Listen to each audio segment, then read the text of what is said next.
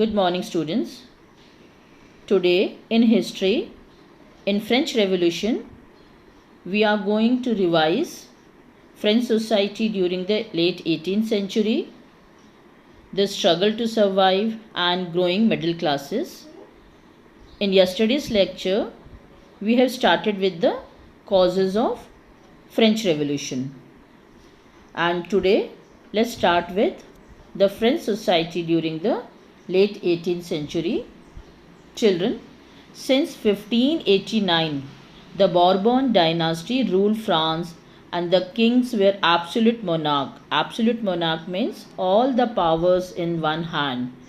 In 1774, Louis XVI of Bourbon family became the ruler. When did Louis XVI became a ruler? He became a ruler in 1774. Louis XVI, when he became the ruler, he was only 20 years old and married to Austrian princess. When he became the ruler, he found an empty treasury because of long years of war and extravagant lifestyle that drained the financial resources of France. Moreover, Louis XVI helped the 13 colonies to gain their independence from Britain, which was their common enemy. Then the French government started taking loans from the moneylenders who used to charge very high rate of interest. So the French government was obliged to spend an increasing percentage of its budget on interest payment alone to meet its regular expenses such as cost of maintaining an army, court, running government offices or universities. The state was forced to increase the taxes. French society in the 18th century was divided into 3 states and only the member of third state paid the taxes. Let's see the structure of society. French society in the 18th century. French society in the 18th century was divided into 3 states. Of them, only the third state paid taxes. The society of the states was part of feudal system that dated back to the Middle Ages. The old regime. Now children, what is the meaning of old regime? The old regime is usually used to describe the society and institutions of France before 1789. That means the institutions or the society before 1789, before the French Revolution, was known as old regime. French society was divided into 3 main classes known as state.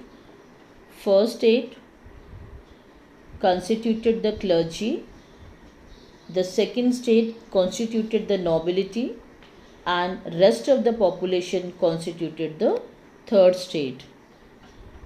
The first state enjoyed many privileges by birth. For example, they were exempted from paying the taxes, and not only they were exempted paying the taxes, they used to collect the taxes from common people also. The second state consists of nobility. They also enjoyed the same privileges which were enjoyed by the first state, that is the clergy. They were also exempted from paying the taxes. The people, those who are born in first and second state, they had privileges by birth. They don't have to pay taxes and instead they used to collect the taxes from the common people. Now the third state, peasants made up about 90% of the population. Only a small number of them owned the land they cultivated. 60% of land owned by nobles, the church and the other richer member of the third state. Were obliged to render services to the Lord to work in their house and fields, to serve in the army, or to participate in the building roads. The rapid expansion of French population from 23 million in 1715 to 28 million in 1789 during the 18th century created a situation in which the grain production could not meet the demand. The price of bread, which was a staple diet of majority, rose rapidly. Most workers were employed as a laborer in a workshop whose owners fixed their wages, but wages did not keep pace with the rise in prices. So the gap between the poor and the rich widened. It became worse when they had a bad weather condition which usually used to reduce the harvest. This frequently created a subsistence crisis. Subsistence crisis means an extreme situation where the basic means of livelihood was endangered. Subsistence crisis became a part of French society because of rapid increase in population, because of rapid increase in the demand for the food grains, and the wages could not match with the rising prices, and sometimes because of drought or hail the situation becomes more worse, and this gives birth to the subsistence crisis. Now the growing of middle classes. Now the middle class, they want to end the privileges which were enjoyed by the first two states. In the past, the peasants and the workers had participated in revolts against the increasing taxes and food scarcity, but they lacked the means and the program to carry out full scale measures that would bring about a change in the social and economic orders. This was left to those groups within the third state who had become prosperous and had access to education and new ideas.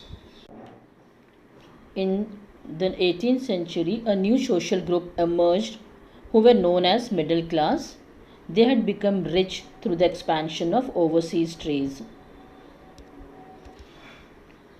In addition to merchants and manufacturers, there were lawyers and administrative officials who were educated and believed that no group of a society should be privileged by birth, but their position should depend on merit. The idea based on freedom and equal laws and opportunity for all were put forwarded by the philosophers like John Locke and Jean Jacques Rousseau. The ideas of different philosophers were discussed intensively in saloons and coffee houses and spread among the people through books and newspapers.